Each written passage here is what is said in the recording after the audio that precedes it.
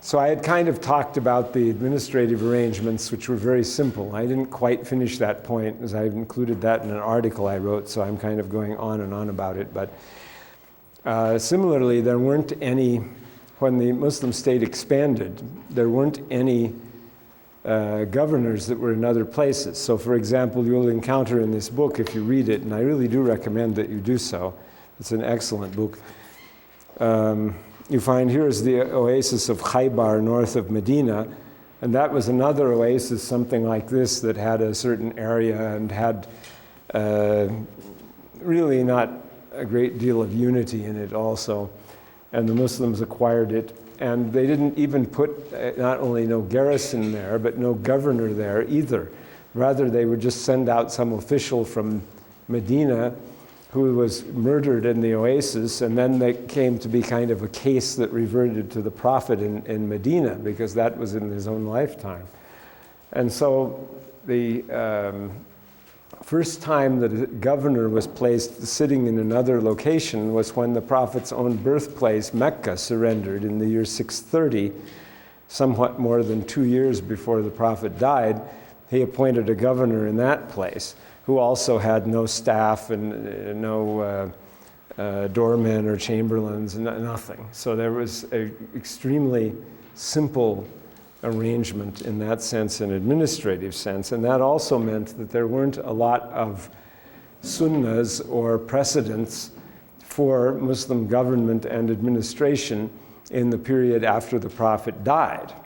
And that is a point of considerable political significance, probably even now. Another set of things that were established at Medina were the practices, common practices of Islam.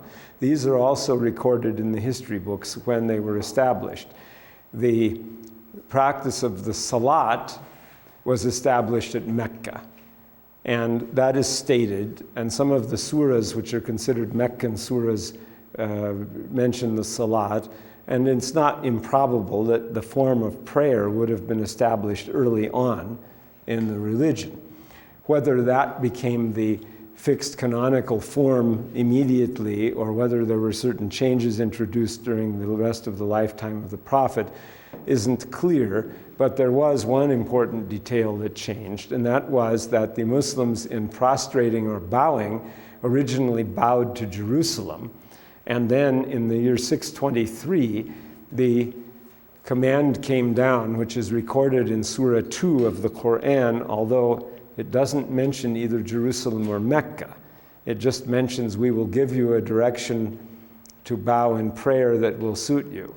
It doesn't say what it is, though. That is in the extra Quranic tradition that it describes that it was a change from Jerusalem to Mecca. And that took place in the year 623. Yes?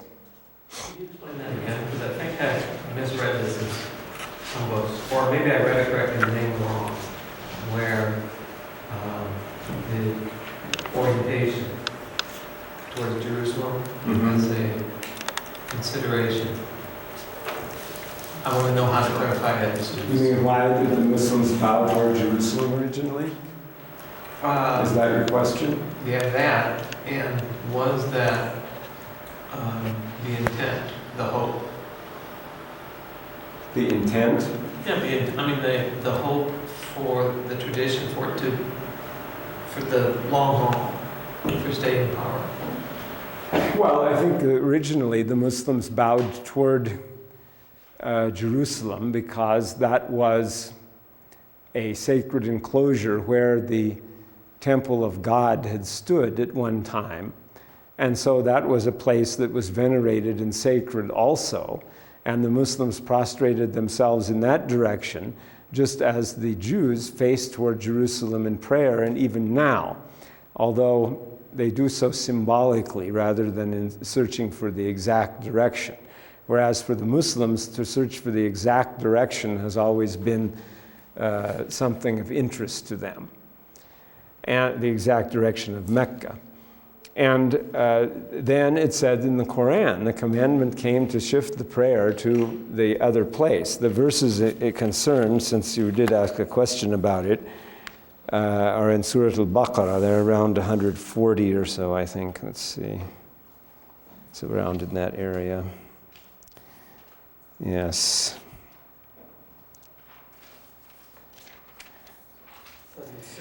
It's 144, 145, and let's see. In 622, was it definitely towards Jerusalem? Yes. It should have been toward Jerusalem in that case because the Muslims were praying toward Jerusalem up to that point.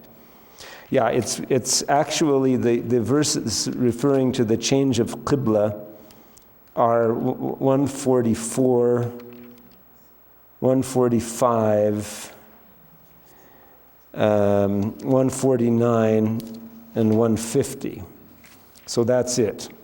And as elsewhere in the Qur'an, there is not mention of any specific proper names here other than the sacred mosque, it says, and that is the Masjid al-Haram is the Mosque of Mecca, the sacred enclosure there.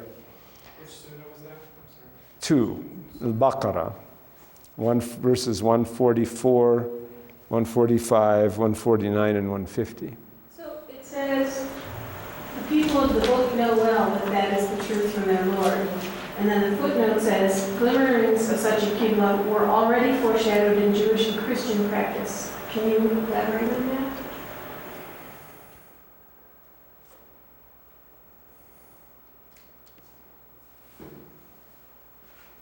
Well, I don't know what the commentator meant in this case, but perhaps it would relate to the idea that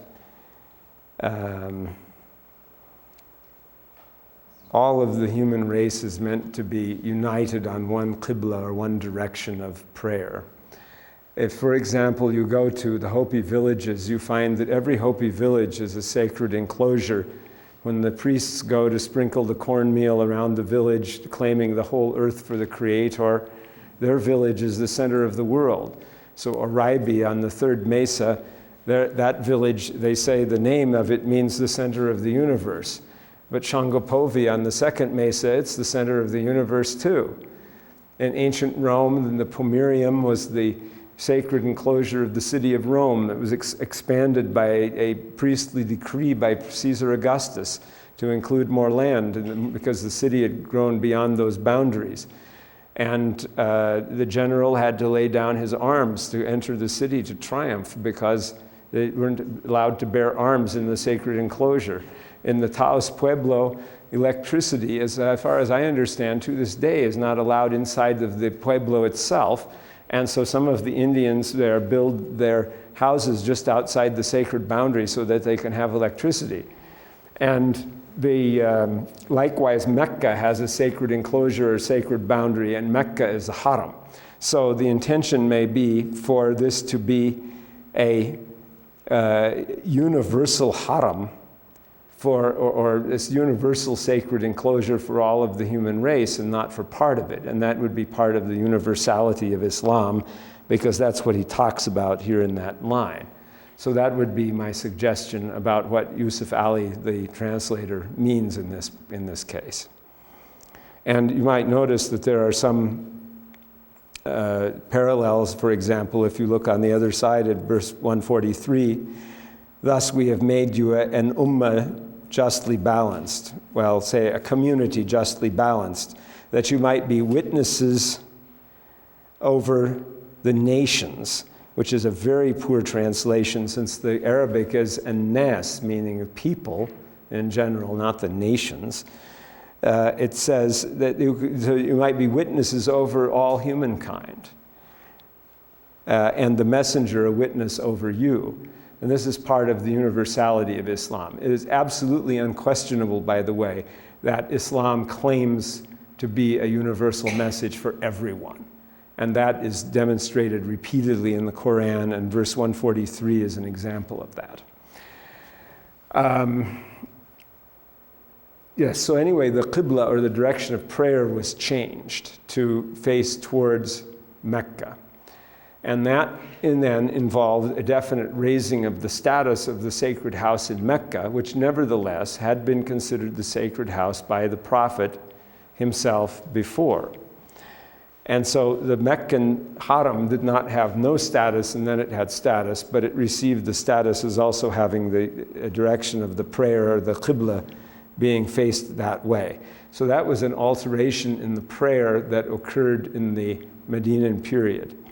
In addition, the fasting of the month of Ramadan is said to have been enacted in the year 623.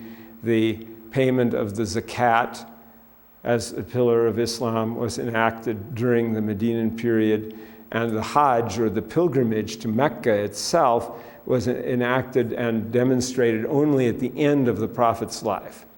The first intimation that the Prophet would make a pilgrimage to Mecca was in the year 6, which would be 628, when he went and tried to make the pilgrimage, but the Meccans barred him, and he made a treaty that he would come back and make a pilgrimage the following year. But that was the lesser pilgrimage, or Umrah. The Hajj, or the greater pilgrimage, which is the pillar in Islam, that was only accomplished in what was called the farewell pilgrimage, which took place approximately 3 months before the Prophet died. Therefore, in about March 632, at the very end of the Prophet's life. And that pilgrimage and its form then became canonical. And as it happened at the end of the Prophet's life, with thousands of Muslims accompanying him on it, it was well documented. And in fact, the amounts of hadiths that have come down about the details of the pilgrimage are very great, the pilgrimage to Mecca. So basically, the majority of the aspects of Islam crystallized in the form that we know them in the Medinan rather than in the Meccan period. They became established then. And the community grew in size also, a political area, in spite of its lack of institutional development in the political sense. It grew in a geographical extent very greatly, from Muhammad being merely the arbitrator of a minority of the people in the oasis, to being the ruler of a city-state, to being the ruler of a territorial state, starting with the acquisition of Khaybar in 629, which was only 3 years before the Prophet died, and continuing to the acquisition of Mecca and Ta'if, so that the area of Western Arabia and its towns was acquired in 630 and 631, and then that was called the Year of Deputations, in which tribes from all over Arabia sent delegations to the Prophet, whom they had heard of by then, in order to submit and to adopt Islam. Sometimes a minor branch of a tribe would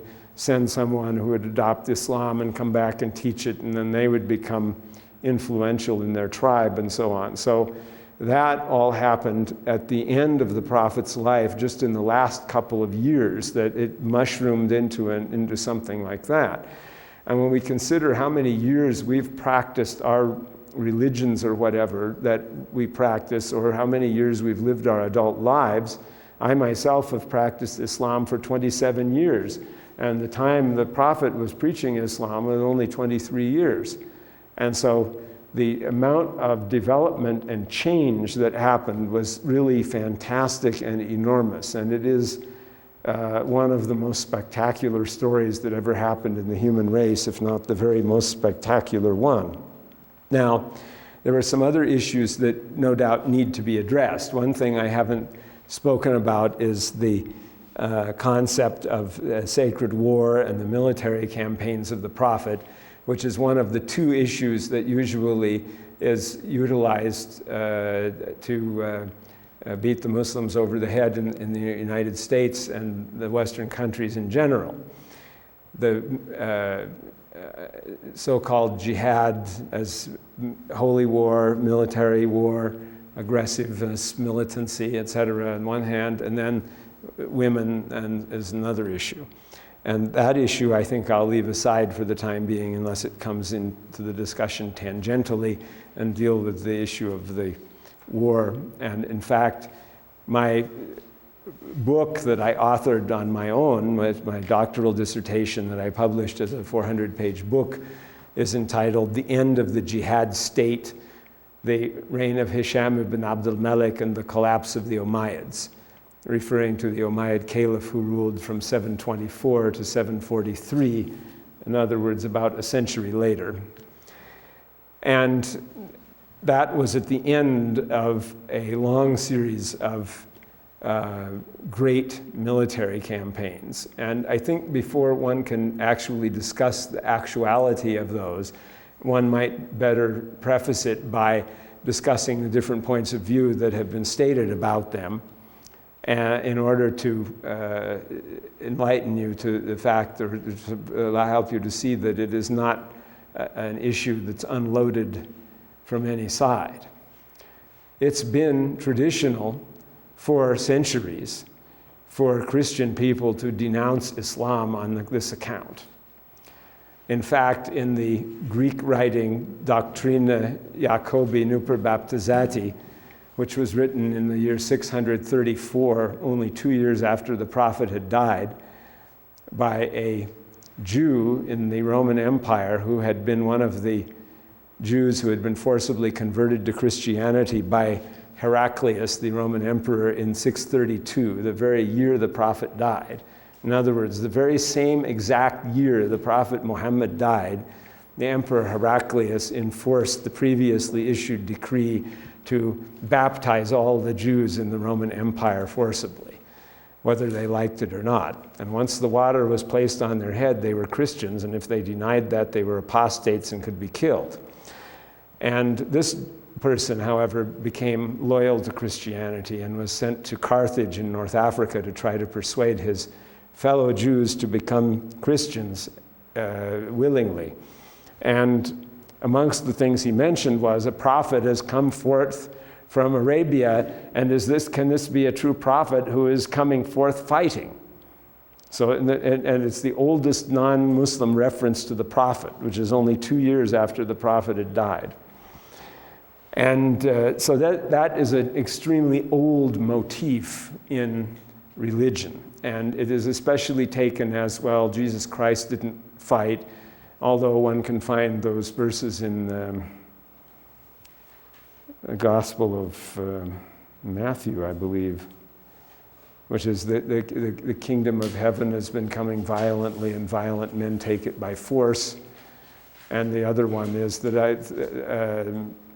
I think not that I have come to bring peace, nay, I bring not peace but a sword. I come to set son against father, and so on and that. But when you balance that against everything else in Christianity, that seems rather little and small and possibly explainable in various ways by exegesis. But the other thing is that if you look at the Torah and you look at the books of Moses in Judaism, what applies to Judaism and what applies through Judaism to Christianity, because that is part of the Christian canon, then you see something more akin to the idea of fighting versus just war, etc. And even if it is said, well, that's canceled by the New Testament, which, by the way, hasn't always been said by Christians as far as just war doctrines go and so on. In fact, perhaps hasn't even usually been said. Nevertheless, you have still the idea that this was revelation for a period of time. This is something that was normative. So one ought to look at that then in a kind of a balanced sense in that way. First of all, the situation of the prophet in Arabia was not at all the situation of Jesus Christ in the Roman Empire. In the Roman Empire, if, as some radical critics say, Jesus Christ was leading an apocalyptic revolutionary movement and was executed as a rebel against the Roman Empire, which is one reading that's not necessarily the right reading and is not necessarily or not usually perhaps the reading given by the Christians to it. Nevertheless, it would be obvious that someone would be likely to pay with their life right off, and they would be ineffective in such an effort because the Roman Empire was powerful.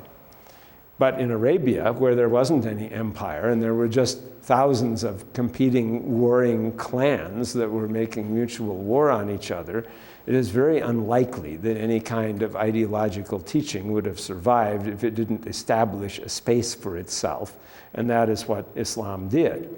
Indeed, Islam brought the benefits of peace internally to the Arab clans because it supplanted loyalty to Islam in place of loyalty to the clans and prohibited fighting between the Muslims, as is in Surah 49, where, again, in that surah, which has lots of important rules in it, it's a very short but important surah. It says, if two parties, this is page 1341, if two parties among the believers fall into a quarrel, make you peace between them. But if one of them transgresses beyond bounds against the other, then fight you all against that one that transgresses until it complies with the command of Allah. By the way, command can also be translated as sovereignty. But if it complies, then make peace between them with justice and be fair, for Allah loves those who are fair and just. So there is a principle immediately established that there should be no warfare allowed among the Muslims themselves, and that made a general peace then in Arabia itself. And that, I think, is a point worthy of appreciation. Now, in the struggles that the Prophet engaged in, you also have to recognize that the Muslims who came from Mecca were indigent and that they were in a state of war with the people of Mecca who had driven them out. They had driven them out and confiscated their property. So, in the immemorial form of Arabian raiding, they went to attack the caravans of Mecca. And after several unsuccessful tries, they encountered a large Meccan army at the Battle of Badr in 624.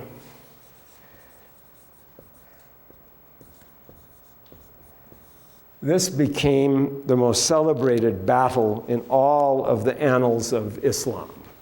It is more important as a kind of foundational event than nearly anything else. Because of that, the date of it is probably exactly accurate to year, 624. The Battle of Badr, at the battle, the Meccans had a much larger army, more than twice as large as the Muslim army, and yet the Meccans were defeated by the Muslims. It seemed that the ideological fire that the Muslims had gave them added oomph and power. It also says in the Qur'an that God aided you with angels fighting on your side. In any case, the extra power and force that enabled the Muslims to discomfit the Meccans and defeat them at that battle led in the following year to a rematch at Medina, where the Meccans came to attack Medina with a larger army, and the Muslims also had larger forces because more forces came out of the oasis that were defending it. And the Meccans, although they inflicted more casualties on the Muslims, did not end Islam or conquer Medina or succeed in dispersing the Muslims or ending them. So, and there is a long discourse on this second battle, which was called Uhud. There's a long discourse on that in Surah number 3, which is from verse 120 to verse 180.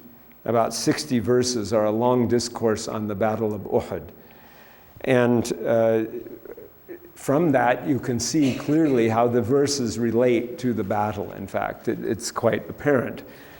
And then, after a hiatus of 2 years, the Meccans came again and laid siege to Medina and were defeated in 627, and that was the end, virtually, of any attempts to conquer Medina or suppress Islam or end it. And after the Battle of Khandaq especially was humiliating to the Meccans because they were hardly defeated by any military force, and there were very few people who died in the battle, but rather a big storm came up, a I believe a cold desert windstorm and blew their tents over and made them all miserable, and so their allies deserted them, and then they too left, and that was sort of the end of the organized attempts to stop Islam.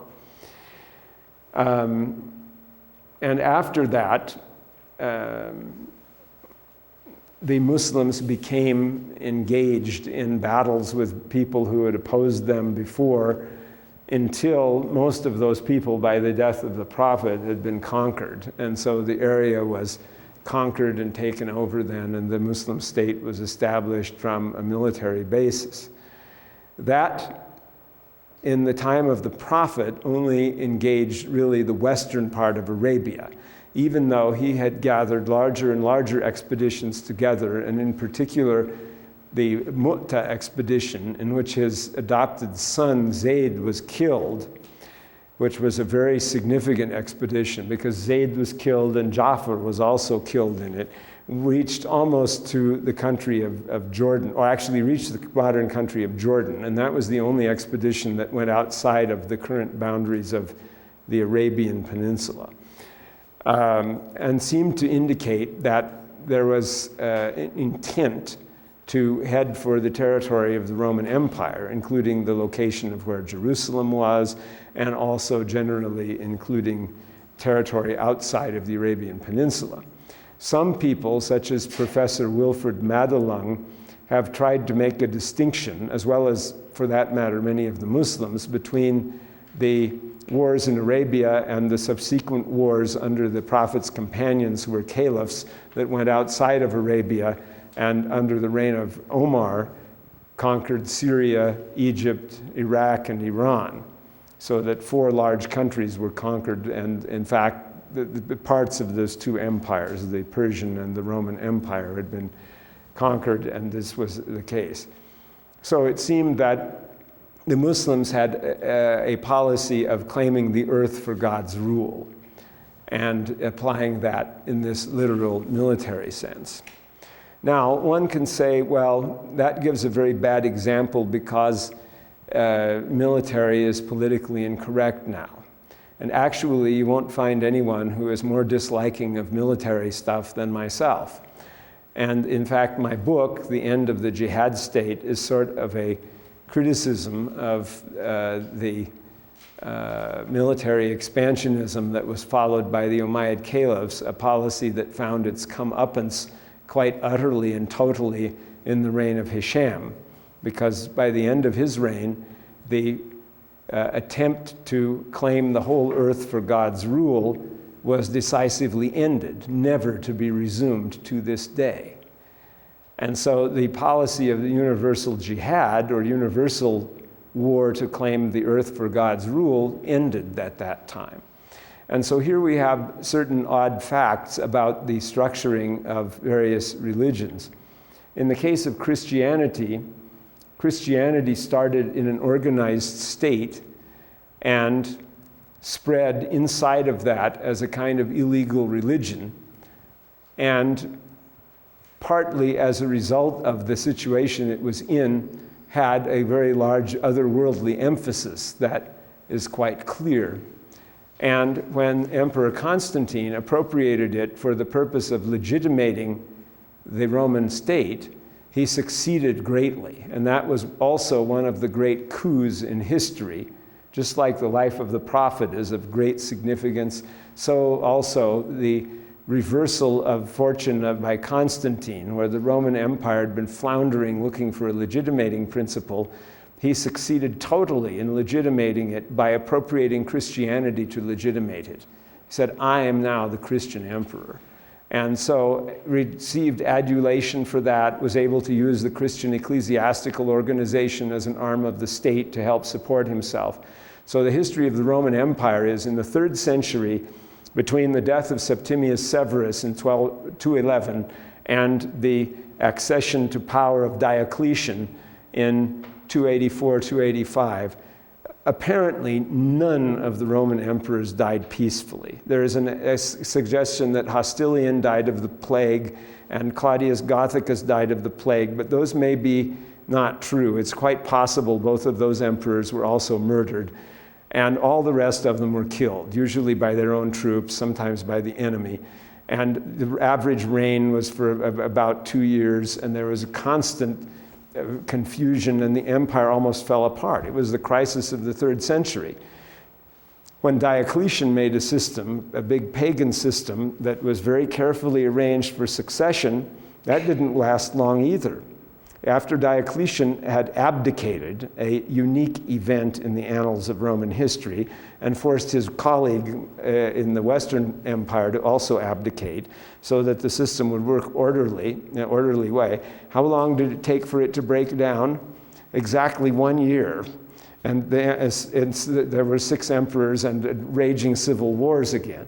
When Constantine established himself, got rid of the last of his rivals, and Christianity was established, there was not one single successful coup in Constantinople from 330 until 602. For the better part of 3 centuries, there was a legitimate succession in Constantinople under the aegis of orderly Christianity. A fact completely obscured, by the way, by the Western focus on the city of Rome and on Italy and on Western Europe as the downfall of the Roman Empire, ignoring the East. Now, that is compared to and interestingly, it ends in 602, shortly before the prophet starts to preach Islam. And that fact is not irrelevant, although I can't go into it now because of time. But in Islam, the opposite happened. You had a state of tribal disorder in Arabia, followed by the establishment of a state that claimed legitimacy in its own right, first under a prophet who was ipso facto legitimate because he had revelations from God, but when he died, those revelations were cut off, and another sort of legitimacy had to be supported, had to be put in that place.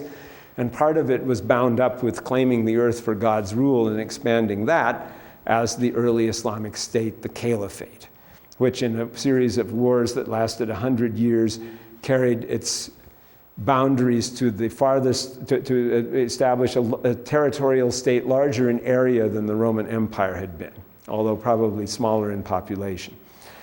And the end result of that was, however, that it broke down completely.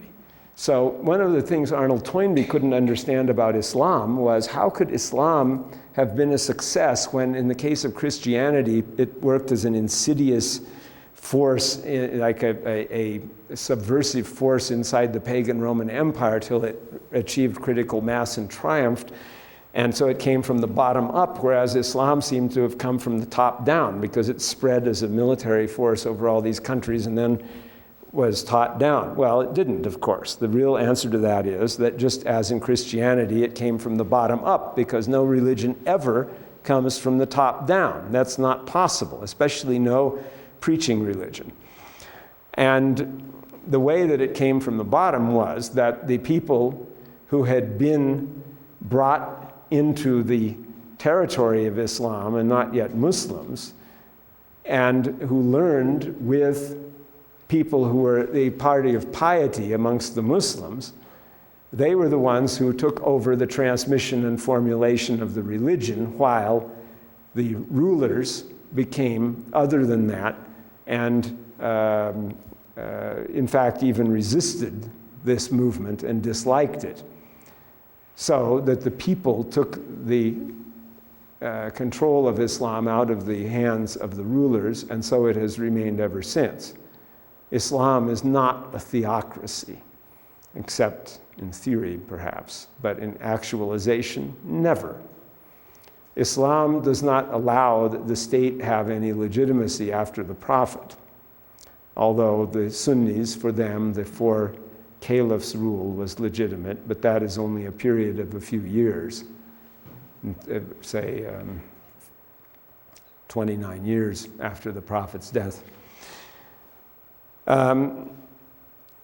So there is all of that. Now, another aspect is that exegetically you have to realize that although there are a fair amount of warlike images in the Qur'an, there is not any place where the word jihad, is ever identified strictly as a military campaign. That doesn't ever occur in any of the texts that have that word in them. There are other texts which have fight in them, and so that's a military context. But the jihad word does not actually have that. And that is what has allowed this word to be interpreted, as it often has been throughout Muslim history, as meaning struggle and all forms of struggle that one might go through. Certainly, yes? I didn't want to interrupt the jihad. I have a question that goes to a prior point. Yeah, okay. You want to say that, you mean? No, I'll save it, or I'll ask it now. It's not a jihad question. Okay. On the theocracy issue, I was at a lecture by Julian Bond in which he said that his main opposition to Louis Farrakhan and the Nation of Islam was that in his opinion, Julian Bond's opinion, Louis Farrakhan's intent for the United States was to establish a theocracy. And what I think he meant by that was a government in which the laws and all the institutions are derived from a particular religious base. So I don't know that it's really the same kind of definition that you have.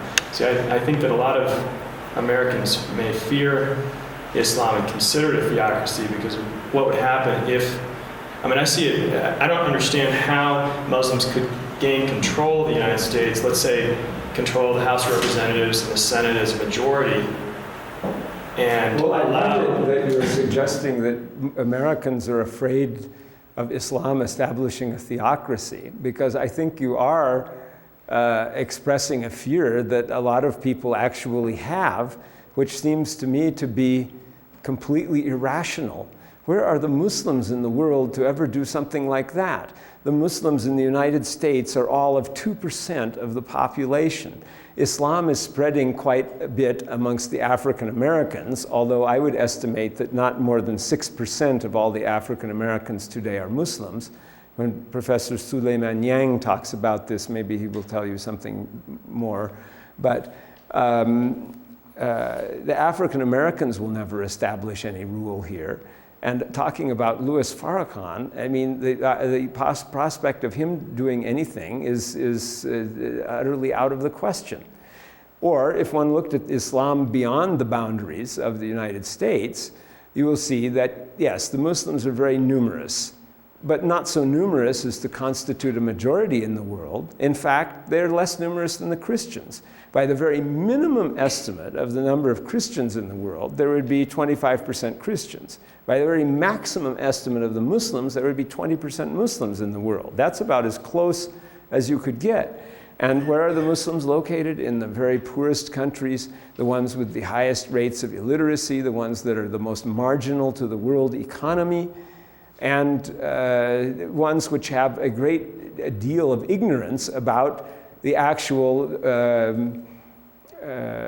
mainstream or orthodox practices and teachings of the religion of Islam. The average Muslim is a 14-year-old girl in Bangladesh who goes and gets water from the river with a pot on her head. And so, and I'm not saying that, relating that to you either. I think that you're just bringing that up because other people think that, and so you're making a note of that. But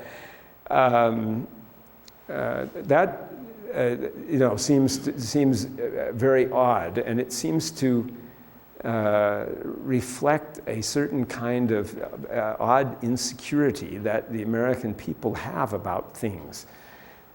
But I think Jim was saying that Julian Bond, what I heard is Julian Bond was saying that's what people fear, and that Julian Bond himself thinks that that's crazy. No. Julian Bond said his main problem with Louis Farrakhan is that Louis Farrakhan would like to establish. He didn't say Louis Farrakhan was ever going to be able to, but he said that Julian Bond was relating his opinion and the basis of his main opposition to Farrakhan and the Nation of Islam. Let me come at you let me rephrase myself one more time. In my very short understanding and reading of Islam, it seems that Islam is an all-encompassing religion, one which insists on one which includes laws and rules for governing social interactions between people, every facet of human life. So I don't see how a state which is controlled and ruled by an Islamic government would ever tolerate something like separation of church and state. Well, except that in Islam, there has always been separation of church and state, except in the life of the Prophet, of course, there was not. And possibly in the first caliphs, especially until the killing of the third caliph, Uthman, who is called the door of discord, because with his death, that was the end of the Muslims' unity, and the Muslims divided subsequently into parties. That was in the year 656. And from the year 740, the universal state and its unity was broken by the rebellion of the Moroccan Berbers. Morocco and Algeria were lost, never to be brought back into the caliphate, and likewise Spain went out of it also at the same time. And after that, the caliphate just disintegrated piece by piece until it became little states here and there, and heretics who didn't accept the caliph even eventually conquered Baghdad and made him into a prisoner for more than a century. They allowed the caliphs to exist, but barely. And the thing is that, see, this is the problem of identification. You know, like my father, who was a high-ranking Scottish Rite Freemason from the state of Washington, who had the title Sovereign Grand Inspector General, worked on the question of the separation of church and state as a major part of his life's work. He was always opposed to public aid to parochial schools, and you know, was very much inside that kind of liberal tradition and so forth. And this is a tradition with which I am familiar. And I also teach, you know, Roger Williams, disestablishment of religion after it had been established in the colonies and how that came about and so forth. And undoubtedly, the idea of having an established religion used to exist, and undoubtedly it still exists in Muslim countries and so on. But when you talk about it being a lack of separation of church and state, it also depends on exactly what details of that point you mean. And especially if you mean that the religion is governed or controlled by the state in Islam, that's wrong. Never happened. Because why? The ideological force of Islam, I would, you know, if I could speak metaphorically, in the case of the Umayyad Caliphate, I would say the Umayyad Caliphate was blown up. It was exploded by the ideological force of the religion of Islam. It was so potent that it just blew the caliphate to smithereens. Because the attempt of the caliphs to appropriate religion for their own legitimation backfired. Because the law, as in Judaism, required the piety of the rulers and required the rulers to be just, and the rulers could never be just, no matter how hard they tried, because politics is the realm of compromise, not the realm of purity.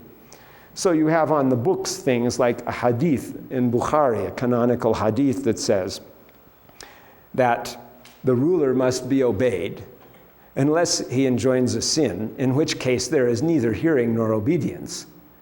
Now, that is a moral dictum, but it is hardly an ordinance for an organized government. It is rather a manifesto for resistance against injustice. And the books of Islam are full of the concept of the resistance against injustice. The religious leaders are supposed to have nothing to do with the state. It even says in the hadith that you should avoid the sultan, the authority, meaning authority of the state. So consequently, authority and its exercise became very profane in Islam.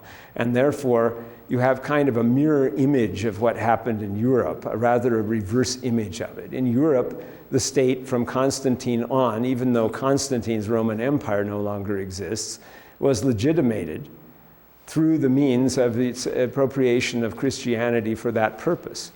For example, you hear of divine right of kings. Now, that undoubtedly was an appropriation of Christianity for the purpose of state legitimation. That does not mean that the religion of Christianity was thereby rendered invalid or void, or that it didn't enjoin resistance also, because there are plenty of examples of anti-state resistance movements in Christianity. In fact, every single century there are. But in Islam, with the ironcladdedness of the law in force, it became very difficult for the state to have any wiggle room. So on the one hand, while the rulers appeared to be autocratic, authoritarian, dictatorial, on the other hand, they had no authority to build any state institutions at all. They had no authority to tax their people beyond the 4 legal taxes in Islam, and those never produced a kind of income that was required for maintaining even a medieval-style state, much less a modern one. So then where do you fit the Ayatollah Khomeini and the ruling in Iran? Good point. Ayatollah Khomeini is a person who has established a great reversal of 1400 years of Islamic tradition by issuing his very important decree or doctrine of wilayat al-faqih, which means perhaps the legitimate sovereignty of the religious leader. Ayatollah Khomeini imagined that things had gotten to such a terrible pass that the religious leader could no longer sit back passively and watch, but had to assume power himself. Nevertheless, Ayatollah Khomeini himself recognized the necessity of disassociating the religious leader from the state apparatus because of the profanity of the state. And that was enacted in the Iranian constitution in the form that the faqih, or murshid of the state, rahbar in Persian, sits up as a kind of supreme guide and occasionally issues criticisms of the state, but does nothing about the actual functioning and administration of the state that is in the hands of the president and prime minister and the parliament of Iran. And so even there was a reticence about identifying the religious leader with the state completely. Likewise, the Committee of Guardians who pass on the laws and act like the Supreme Court of Iran and are religious leaders, and which, by the way, completely defeated and declared illegal almost all of Ayatollah Khomeini's proposals.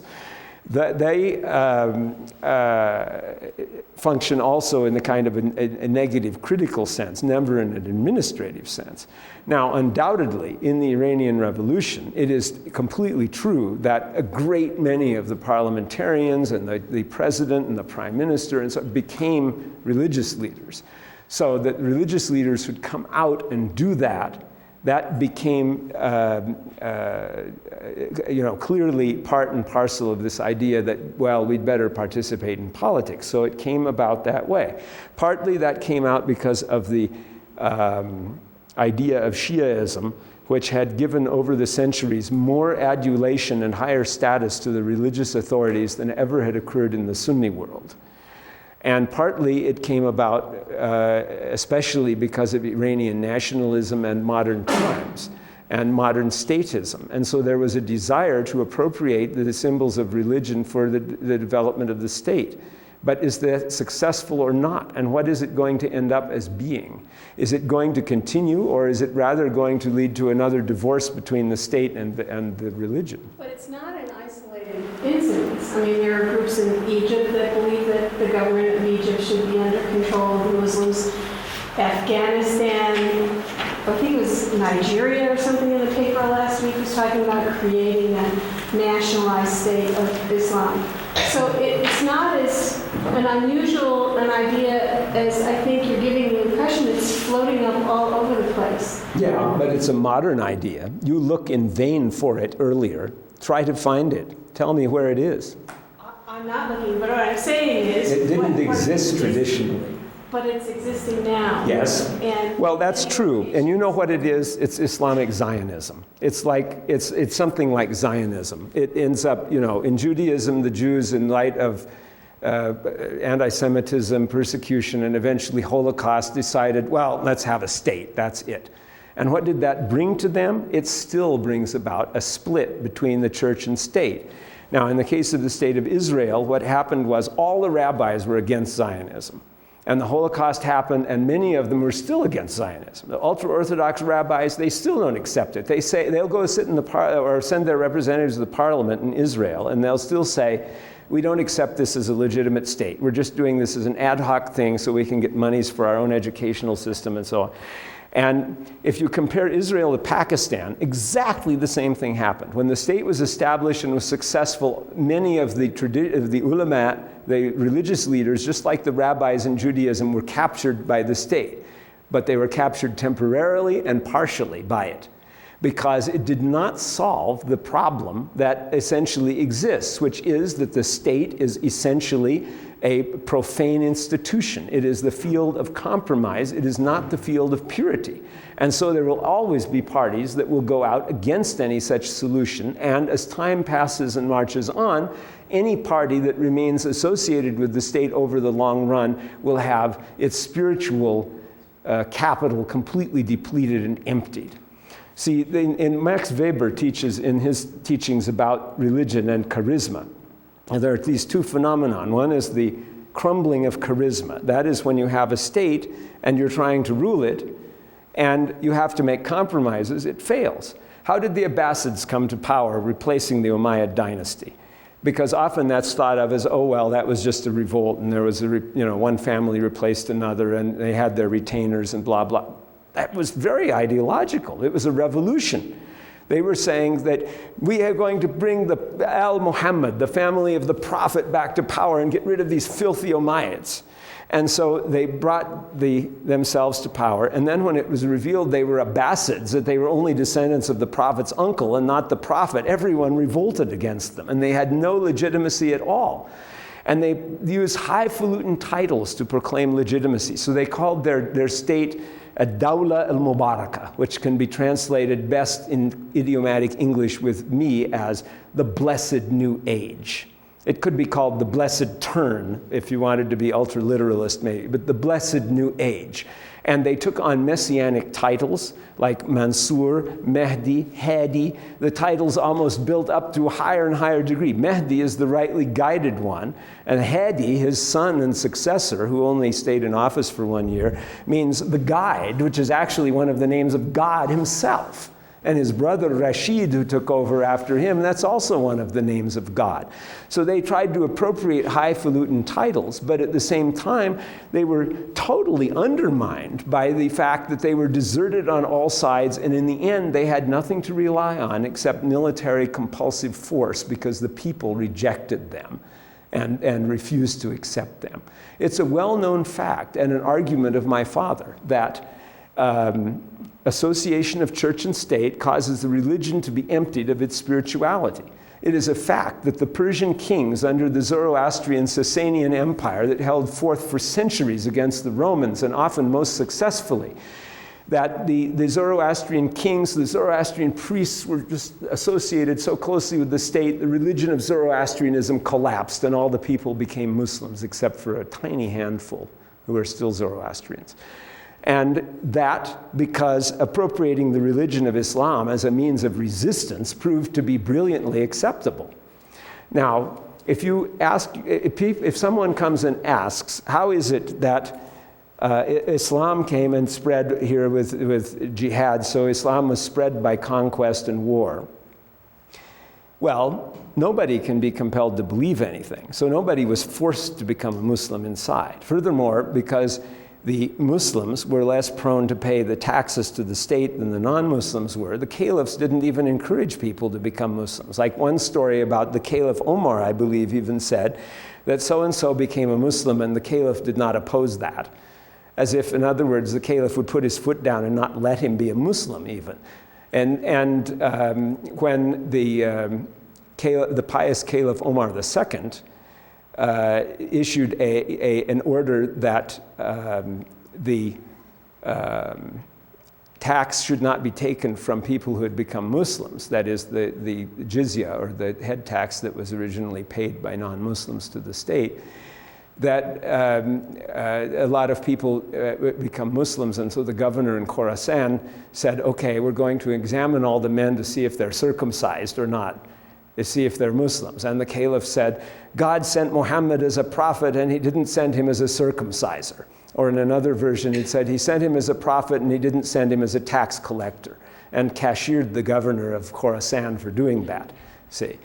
But that showed the unwillingness of the state to adopt policies that encouraged anyone outside of the Arabian people to become Muslim in those days. And therefore, the caliphate wasn't what spread Islam. It was rather itinerant preachers, often rebellious ones, like Ikrimah, the freed slave of Ibn Abbas, who was the Prophet's cousin. So the Prophet's cousin acquired this slave from one of the wars and then freed him, and he studied Arabic and learned and taught, and then went around preaching revolution against the Umayyad Caliphate while the Umayyad secret police were chasing him from one place to another. And so the model of the whole thing was, see, religion is slippery as ideology, and even in our state here, with all its institutions, its constitution, and its legitimacy, the same thing applies to some extent.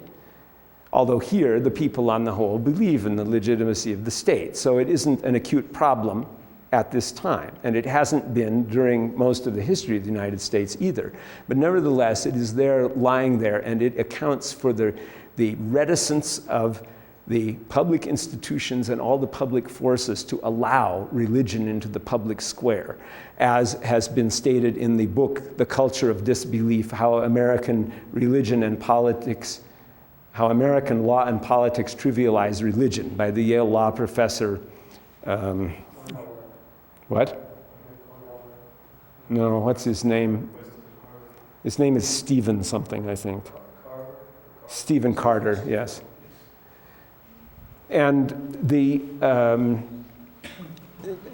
fact is that religion is slippery. I liken it to a fish when you're trying to catch a fish with your bare hands, and you think you've got it by the tail and it just slips out of your hands and you can't get, because the state always will try to appropriate the symbols of religion, just as I saw in Morocco when I went there at the invitation of the king and spoke in front of the king 3 times, gave a nationally televised lecture in Arabic in Ramadan during a series of lectures that the ulama give, the scholars of Islam and various other people that he would invite. And Hamza also was there and saw that. And that was legitimating the state. Here the king was promoting the religion, see. But did that make the king popular with the people or the religious elements amongst the population? Not at all. And so in the Abbasid Empire, under the caliphs, when they were clutching at straws and trying to find anything that would support them, they went to the scholars of the religion, some of them, and said, okay, look, we'll accept the law that you've been formulating privately. We'll turn over the making of the law to you instead of making it ourselves like the Roman Empire did. And in exchange, you recognize our legitimacy and help us out. And so the scholars took over the making of the law and agreed to that, but then they left the state in the lurch and were not sorry as it disintegrated and collapsed. And when it was dead completely, then they could write hagiographies about how wonderful the Abbasid Caliphate had been after it was over and finished. Then they could have a revival of its memory after all of that. Islam was always an anti-statist ideology. It was not always an ideology of hot rebellion, because that's not practical. But it, in effect, emasculated the state by not allowing it to create institutions that were strong institutions of governance, and it undermined the legitimacy of the state by according no legitimacy to any rulers whatsoever after the first 4 caliphs, except for the Caliph Umar II, who was recognized as having been legitimate later. But, any Islamic state only has ad hoc legitimacy. Now, what you're talking about definitely exists, and it is an attempt to restore what has been sundered and lost ages ago, which is the legitimacy of state in Islam. And it labors under the very same problems that the state of Israel labors under in Judaism in trying to establish its legitimacy as a state. Yes? Don't you also think that these are serious acts of frustration from, people living in societies that have become so repressive with so little hope for the future, given the high unemployment rates, the really incredibly difficult, for youth to get married, to get houses, all of the things that the youth of Cairo, Baghdad, or Damascus experience on a daily level has just led to extreme conditions. And in Iran, the situation also is that, like you said, the ulama were watching a state turn into a completely Western ape with, discotheques everywhere, Western music blaring, women walking around in mini skirts, and it got to a point where they just couldn't take it anymore. So really, the circumstances are never kind of looked in or figured into these equations. People tend to see it as like, these crazy people, but how did they go crazy? Well, like the war in Afghanistan clearly is a response to the Soviet invasion of that country. So it was defense of hearth and home. It was a defensive action, definitely. But all I'm trying to say ultimately is that, yes, the intentions of those people may be good, but when you come to the actual exercise of state power, you find that empties the people who assume any kind of state positions of all of their legitimacy. They lose it, and that is called the crumbling of charisma by Max Weber even. Whereas the building of charisma, that is what happened in Shiaism, where they were constantly unsuccessful. And so the heroism of their martyrs and so on just went from strength to strength and built up higher and higher. The political success, in other words, contains the seeds of its own destruction. And there is not any plausible legitimating vehicle. So if a state were established now, and it settled down to be a firmly established state, in another generation, opposition would come out against it. And didn't this happen sometimes? It did happen. Now that I had, said to you that it never happened, but now on reflection, it did happen sometimes, especially in Morocco, where you had the Murabitun state, and then that was followed by the Muwahhidun. And in each case, there were great religious claims, so that the founder of the Muwahhidun, al-Mahdi ibn Tumurt, claimed to be the Mahdi, the Messiah of Islam, and he established a state. So that could be an example of what you're saying. But then what happened to his successors? They ran through all of their religious capital within less than a century, and their state collapsed miserably, and nobody was sorry. Nobody mourned. They just ran through their religious capital in no time. And so the religious capital cannot be held by those exercising state power.